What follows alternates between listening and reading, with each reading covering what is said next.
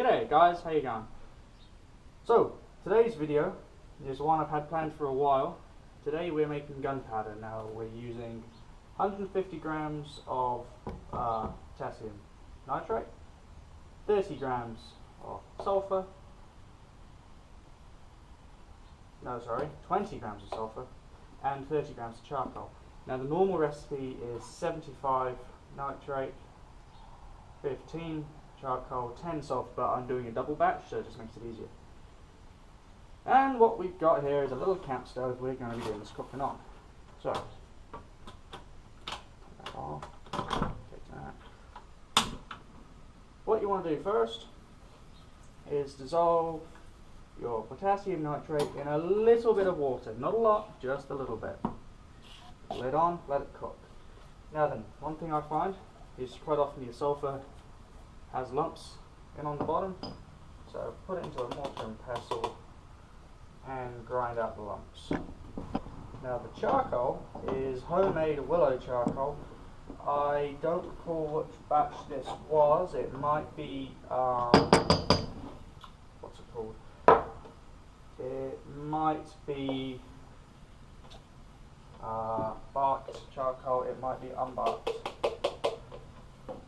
charcoal. It doesn't seem, well, I haven't really seen much of a difference. Doesn't seem to bother, but that's what it is. Now then, the places to get the potassium nitrate I found best was like a horticultural centre. In New Zealand there's only one place that sells online and they're based down in Christchurch. So I always buy a 2 kilo bag and have it shipped north.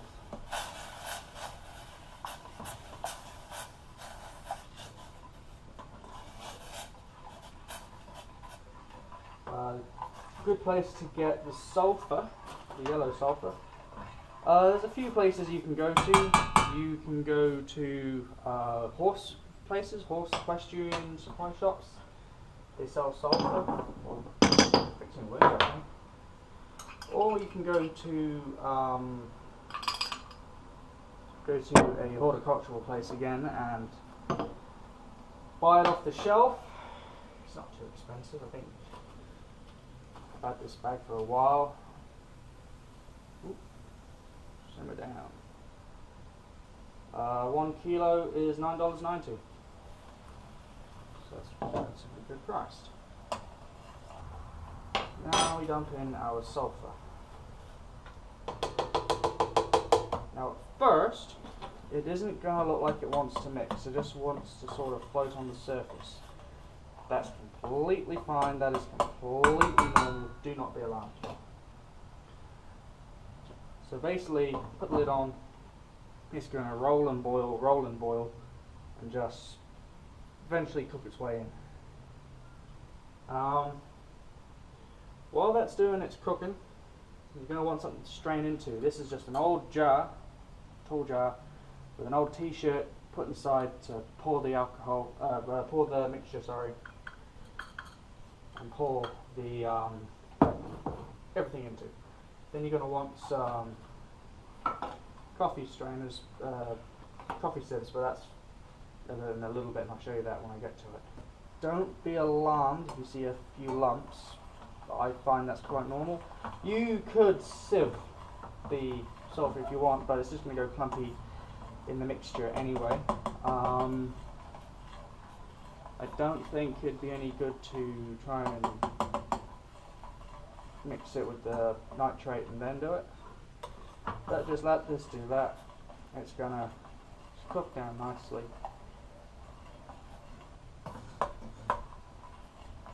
This does smell quite fierce, so probably best to do it in a ventilated area or somewhere where you're not going to get into trouble. I'm told off. Now then, that's pretty much like a rolling simmer.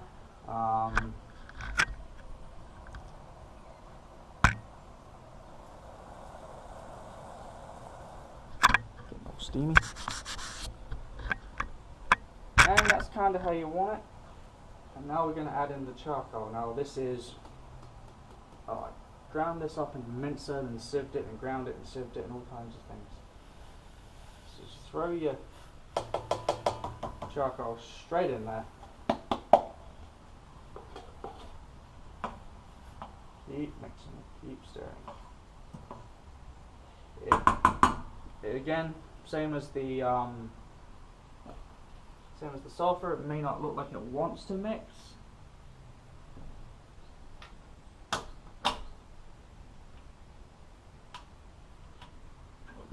There we go. Trying to get a low temperature on this stove is interesting. This isn't the normal stove I use, it's just the one I've got right now.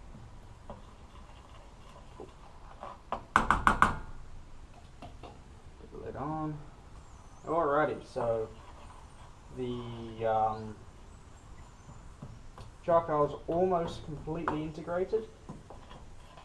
If you felt so desired, you could use a whisk or a fork or something. I just use a knife. And basically you just want it to cook down nicely, and you want it to look like a porridge. Not a harsh boiling porridge, but you want it to look gloopy. And it's starting to look pretty gloopy.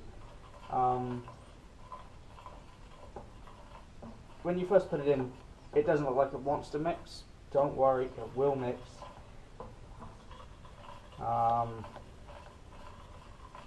So yeah, pretty much just let it simmer away. It's going to do its own little thing.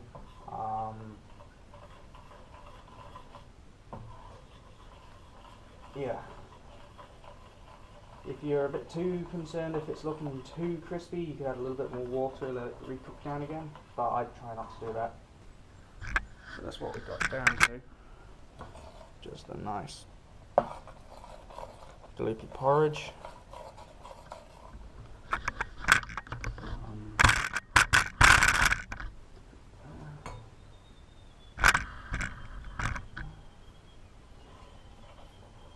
Basically just keep an eye on it and don't let it scorch. Don't let it burn. Lid back on. So some tools you're going to need will be a cheap electrical powder measuring scale, a grain mill or coffee grinder or whatever you want to call this type of mill.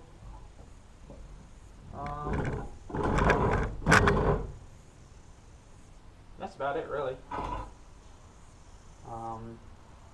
I see a lot of YouTubers, they use the ball mills and the tumblers and stuff.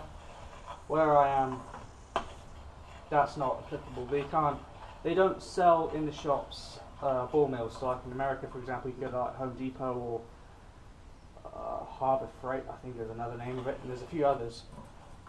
We can't do that. There's no such thing as that in New Zealand. You can get them, but they're stupidly expensive, and then you could, even if you felt inclined, use the cheap kiddies National Geographic rock tumbler. Nah, they don't even have those. And if they do have them, they're like $300 or $400. So, I mean, you can make one, but this video is more aimed at the people that don't have that equipment. And I've been able to make pretty good gunpowder doing this method, and seems to work, although I'm not by any means a professional or 100% know what the hell I'm doing. I've just kind of watched, studied, learnt, copied, and found a solution that works best for me. Let that go in there. It's almost ready. It is actually, it's getting bloody close. And this is our special ingredient. Okay, we're getting close. Turn off the gas. Watch this.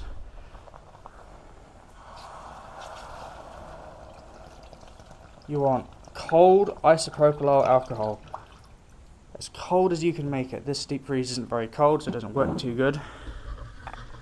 When you add the alcohol, it causes the solids to clump together and form this super hard brick. just like that. That's exactly what you want.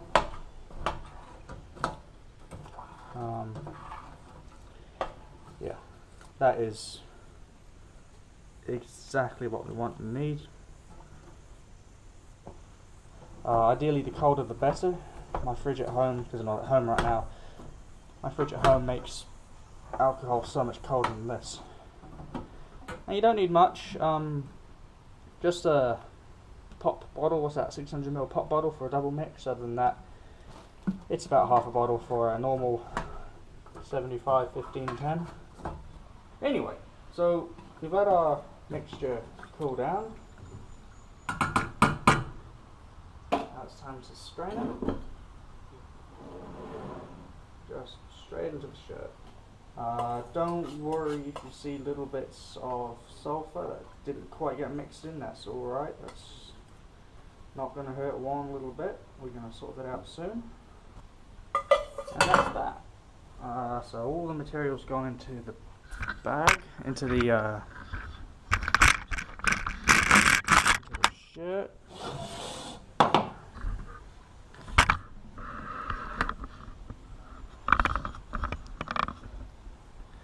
And now this is where we just grab the shirt, hold it, and strain it. Twist and squeeze, twist and squeeze.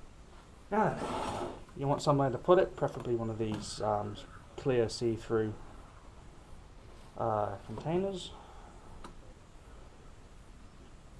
Open it all up. That's our lovely black powder. Where's my plastic? There it is. And set it down. Just try and roll it out.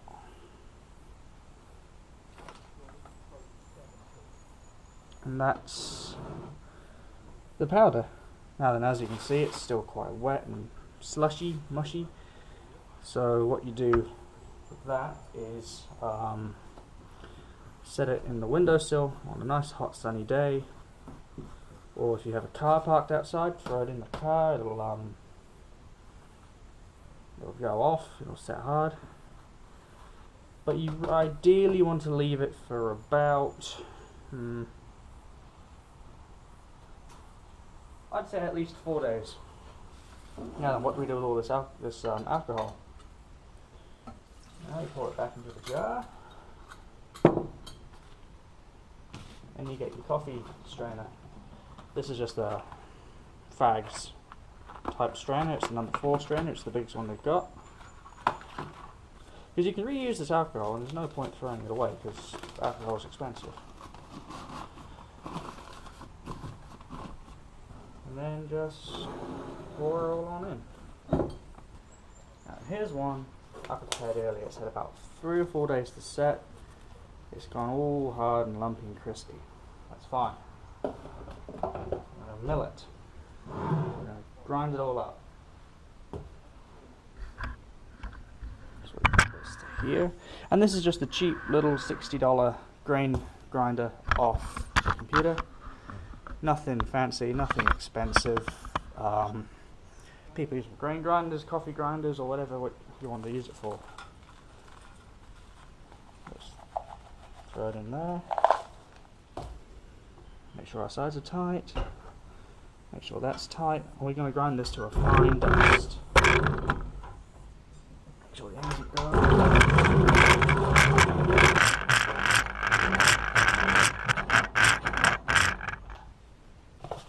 Alright, that's about that. So, there we go. Handles off. Take out the grind plate, and all the powder's going to come on out.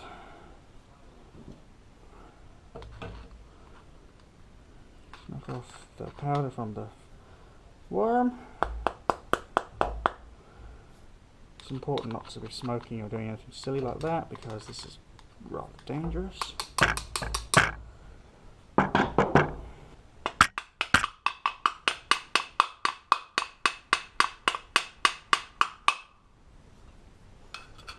Now then, there's a lot of powder in this, so make sure you get as much of it out as possible. because we're going to be testing strength of this powder in a minute. But anyway, so once you get it to here, grab a few Ziploc bags, get a spoon, a few Ziploc bags, and put probably about half of this, or however much you deem appropriate. Normally I go about half to a third-ish.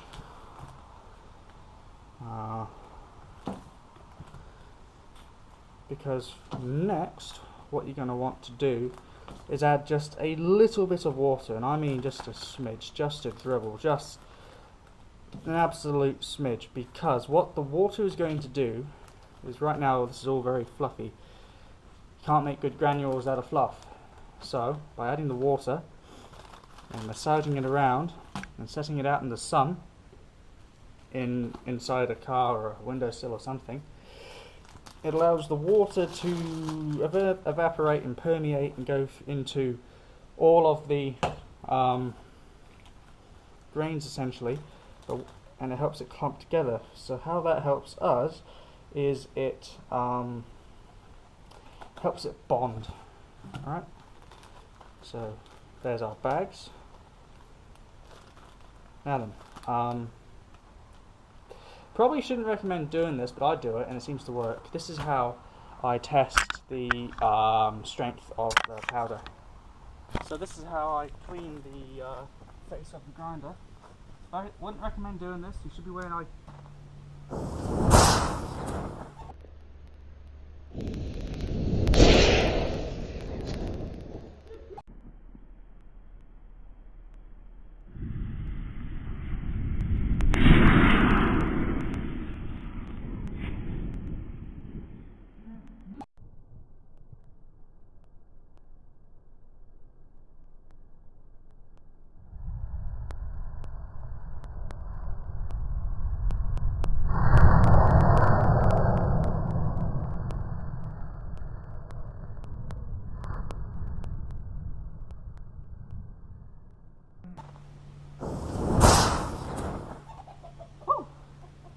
That's good.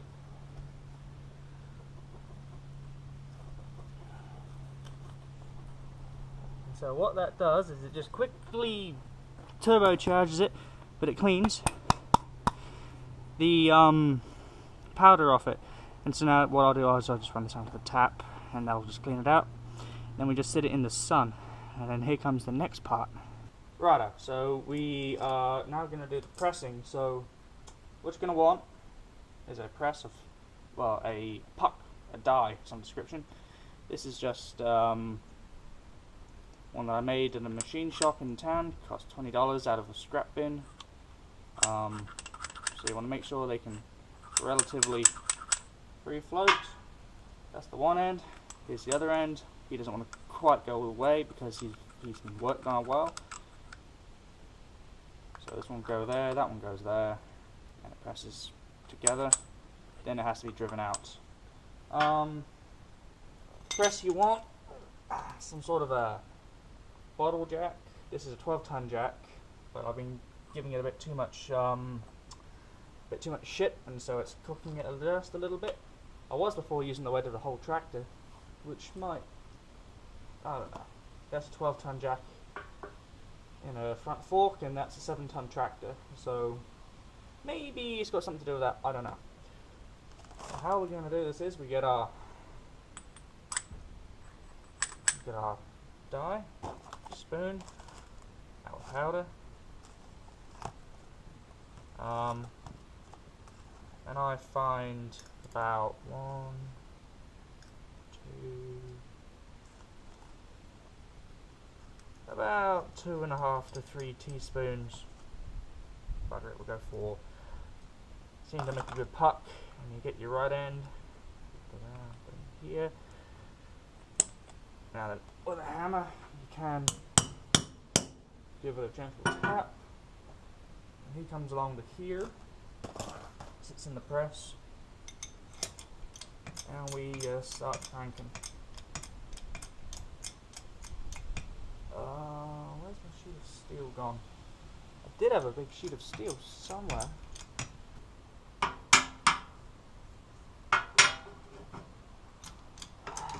And now we just start squeezing. What's going to happen is the two dies are going to push against one another.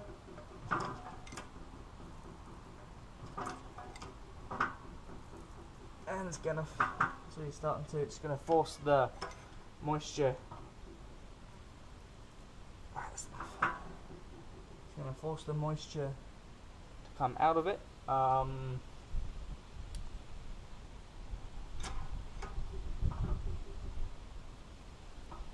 just cause it to compress quite nicely. Yeah, so I'll give it 5 or 10 minutes to do that. There's some of the moisture coming out. Now, one thing about this is it is quite corrosive. So all this water coming out is spicy. But it might cause hell with your jack, making it a bit rusty crusty, so potentially not the best jack in the world to use. I don't rightly know, but it seems to work for me. It's Elvis talking in the background. So yeah, I'm going to leave it for 5 minutes and I'll come back and we'll knock it out of the jack.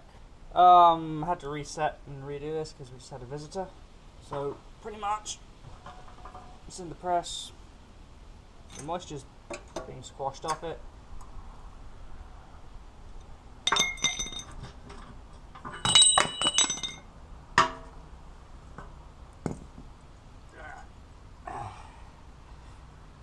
There's a fair bit of moisture coming off it.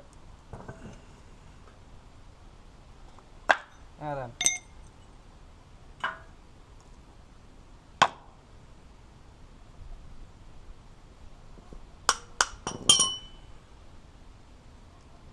Yeah, that's gonna come out.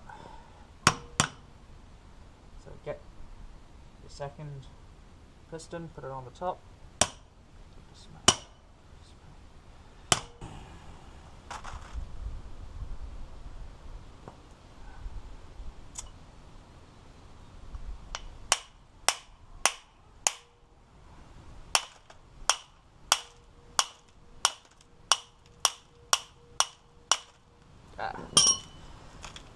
I need to figure out a better way to remove the pucks because they're coming out in crispy broken bits. But it doesn't really matter. Kind of helps being broken up into bits as it dries a little quicker.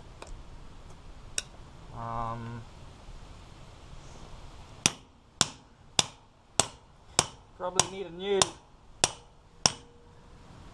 puck former. This one's getting pretty worn out, quite corroded.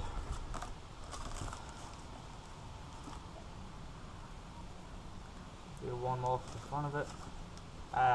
I'll turn the camera off and I'll keep on doing what I'm doing. About that much doing.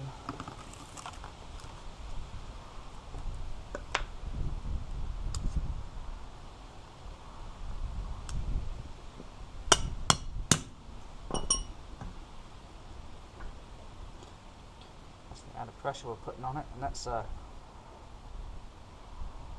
steel plate. Oh, where's my handle?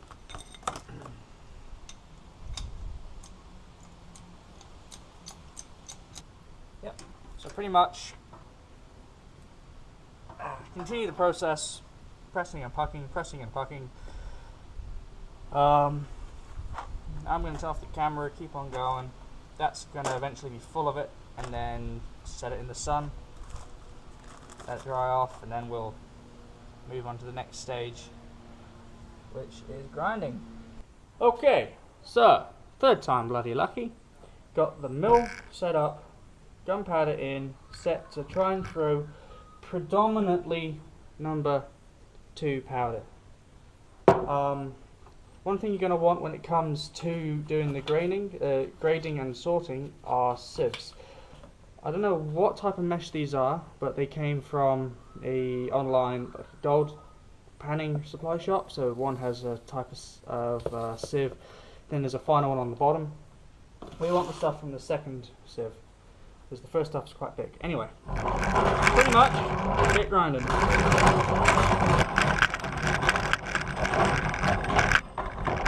Okay, there's our ground powder. Now we need to sieve it. Oh, here comes the fun bit.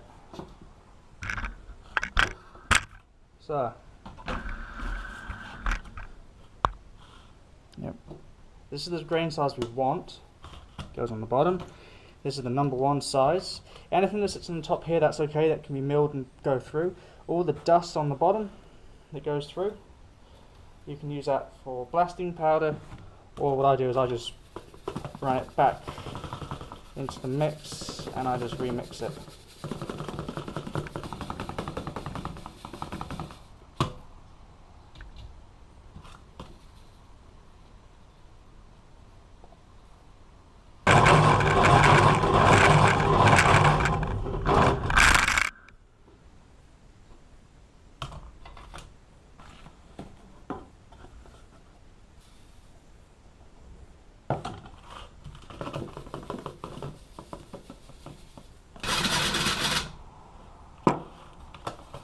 And that's pretty much it. That stuff won't hurt much. After all of that, we did end up with a little bit less than what I expected. But that is homemade 2FG powder, which quite frankly is ready to shoot right now. And that's all the dust. But this won't go to waste. That'll go into that will go back into the pot to be remade.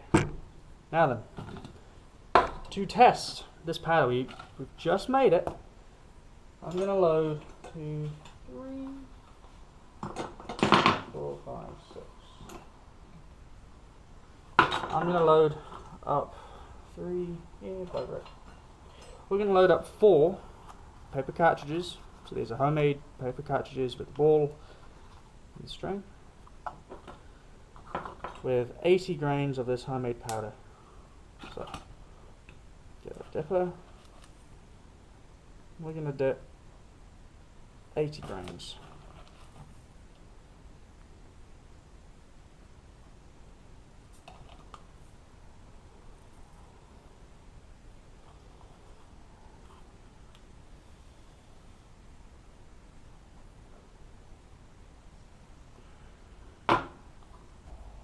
Okay, and there's our 4th paper cartridge. And that's using the powder we've just made. Now, technically speaking, I should let it set and just let it dry out, which I will. But then as a comparison, I want to load 4 cartridges of some stuff we had already made a while ago. Yep, so we're going to load up 4 cartridges.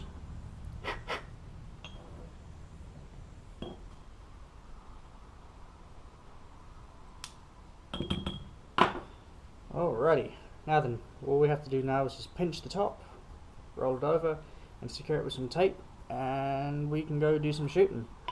I'm just going to tidy up my workshop, tidy up my table, and we'll go and... Alrighty, so we've got some blanks set up down there at about 15-ish paces. This gun's been playing up a little bit lately, so hopefully she behaves.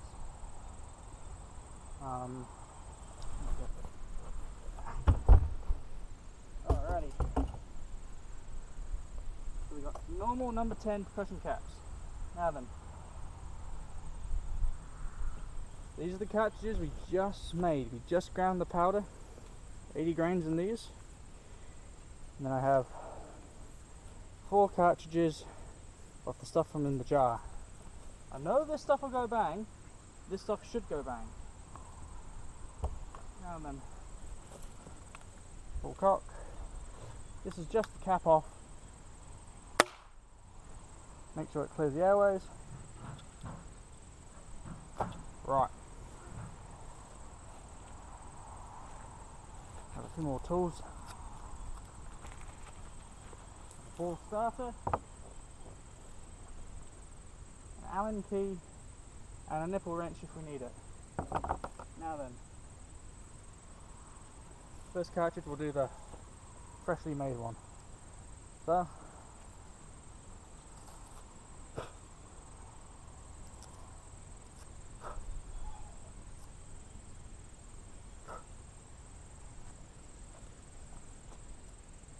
cap on. I've only got the one GoPro on the here, so I haven't got anything down there. So I'm gonna go shoot them. Come on.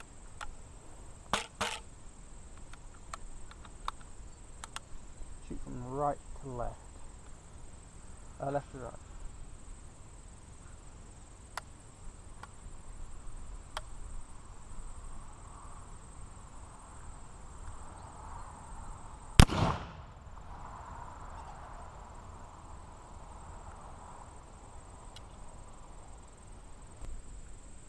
For some reason it's not been going off. That went off.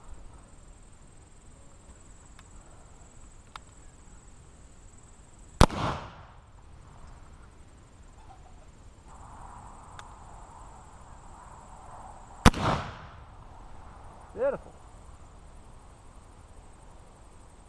Now I'll just bring those forward so we can just have a look at the okay, so this is the first, second and fourth. The third one I missed. The sights must be off because well, the gun is playing up. I don't know. That one's just the nick, that one's on the end, but that one's almost smack bang center. So I'll go back out, flip these upside down. We'll use the old stuff that we know, the old stuff, and we'll see how that shoots. I'm thinking, hopefully, if the gun behaves, it should shoot a little bit. Target to back up, flip upside down. Get this cap off between the airways. Yeah, for some reason it's doing this.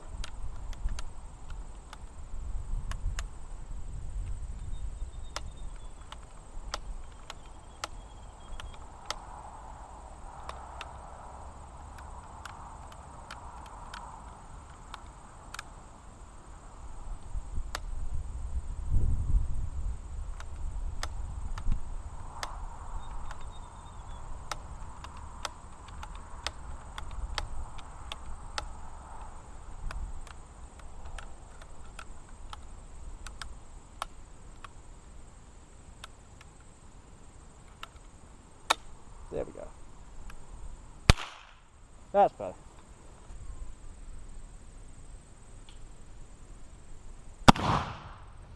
Boom. Second time I did that. Number 2 on the left. Might have rushed that one. Got properly that time. Number 3.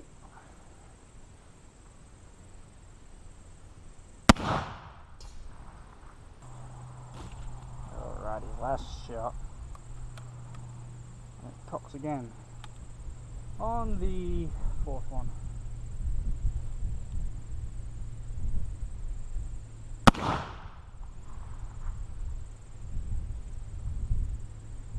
Very good. Alright, so yet again, for some reason, I missed the 3rd one. Don't know why, it's right there. But I got 1, 2, 4. There's a nice little hole and a bigger hole at the other end. That one you can see all the way through. Same with that one. So, what have we learned? Well, either the gun's playing up, which it kind of is, or I'm a shit shot. Yeah, sort of. But seriously now, taught how to make powder from the mixing of materials to the drying and the shooting and the grinding and all that type of jazz. So, yeah, I guess that's a video.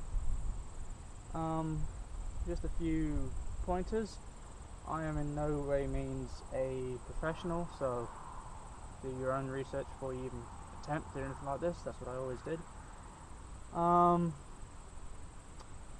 I am sometime in the future looking at doing cartridge guns in black powder for a few upcoming videos. That'll be fun. I just need to get my act together and get them done. Got a few more videos coming soon. I'm not too sure when I'll upload them or do them because I'm quite busy at the moment with work and life and such. But yeah, if you liked it, thanks. I guess that's all I got to say really. So I'll catch you later. Bye.